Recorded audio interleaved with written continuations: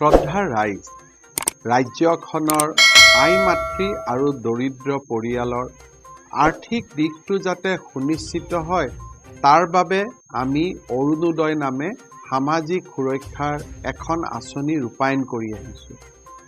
এই আঁচনিখনে বৰ্তমানৰ ৰাজ্যখনৰ মুঠ 19 লাখ আই মাতৃক সামৰি লৈছে। অৰুণোদয়ৰ অৰ্থ হৈছে সূৰ্যৰ উদয় অৰ্থাৎ আশাৰ ৰেঙনি। প্ৰতি মাহৰ 10 তাৰিখে বেংকৰ প্ৰত্যক্ষ হস্তান্তৰৰ জৰিয়তে দৰিদ্ৰ আই মাতৃসকলক 1000 টকাকৈ প্ৰদান কৰি অহা হৈছে।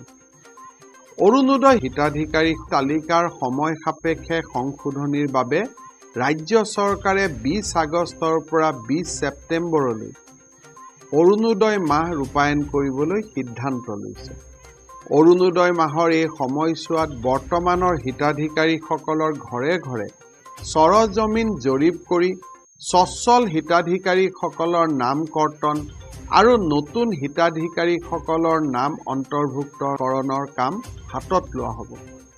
যিসকল আৰ্থিকভাৱে অনগ্ৰসৰ আৰু দিব্যাংগ আই মাতৃ এই আঁচনিৰ অধীনলৈ এতিয়া অহা নাই, আমি তেওঁলোকক নতুনকৈ আঁচনিখনৰ অন্তৰ্ভুক্তও কৰিব লাগিব।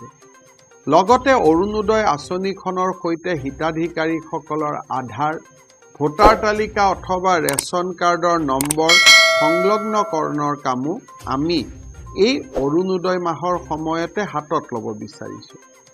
হিতাধিকাৰীসকলৰ ঘৰত অত্যন্ত গৌৰৱেৰে সৈতে অৰুণোদয় লগো সংলগ্নকৰণৰো কাম আমি সম্পন্ন কৰিম। দ্বিতীয়তে, এই আঁচনিৰ অন্তৰ্গত বহু মহিলাই যোৱা সময়ছোৱাত দৰিদ্ৰতাৰ কৰাল গাহৰ পৰা মুক্তি পাইছে। পৰিয়ালৰ কোনো সদস্যই হয়তো চৰকাৰী চাকৰিকে পাইছে বা আন কোনোবাই ব্যৱসায়িক কাম কাজো কৰিছে। এনেধৰণৰ সুবিধাৰে যিসকলে অৰ্থনৈতিক স্বচ্ছল হৈছে সেইসকলে যাতে স্বেচ্ছাই অৰুণোদয়ৰ সুবিধা পৰিহাৰ কৰে তাৰ বাবে মই আহ্বান জনালোঁ। আমাৰ দায়িত্ব গাঁৱৰ আটাইতকৈ দুখীয়াজনে যাতে অৰুণোদয় পাব পাৰে।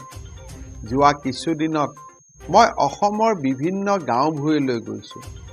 কিছু দুখীয়া লোকে অৰুণোদয়ৰ আঁচনি পোৱা নাই। তাৰ বিপৰীতে আৰ্থিকভাৱে স্বচ্ছলজনৰ হাতত অৰুণোদয় আছে বা তেওঁলোকে অৰুণোদয় আঁচনিৰ সুবিধা ভোগ কৰি আছে।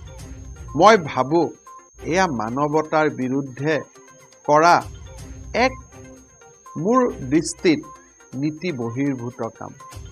মই হিতাধিকাৰীসকলক আহ্বান জনাম, আপোনালোকে অনলাইন বা অফলাইন পদ্ধতিৰে আবেদন কৰি যদি আপোনালোকে ইতিমধ্যে কাৰোবাৰ ঘৰত চৰকাৰী চাকৰি পাইছে বা আগতকৈ আৰ্থিক স্বচ্ছল হৈছে, আপোনালোকে অৰুণোদয়ৰ পৰা নিজৰ নাম কৰ্তন কৰিব পাৰিব।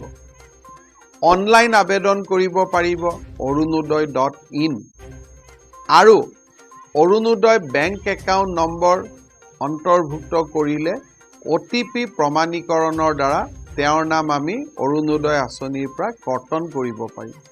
অফলাইন পদ্ধতিত নাম কৰ্তনৰ বাবে হিতাধিকাৰীয়ে উপায়ুক্ত বা চক্ৰ বিষয়াৰ কাৰ্যালয়ত প্ৰাসংগিক তথ্যৰে সৈতে এখন লিখিত আবেদন কৰিব লাগিব। এনেদৰে স্বেচ্ছাই আঁচনিৰ পৰা নাম প্ৰত্যাহাৰ কৰিলে নতুন হিতাধিকাৰীৰ অন্তৰ্ভুক্তকৰণত চৰকাৰৰ বহুত ডাঙৰ সহায় হ'ব। মই প্ৰতিগৰাকী অৰুণোদয় হিতাধিকাৰীক এই অৰুণোদয় জৰীপ বা অৰুণোদয় মাহৰ লগত সহযোগিতা কৰিবলৈ আহ্বান জনালোঁ।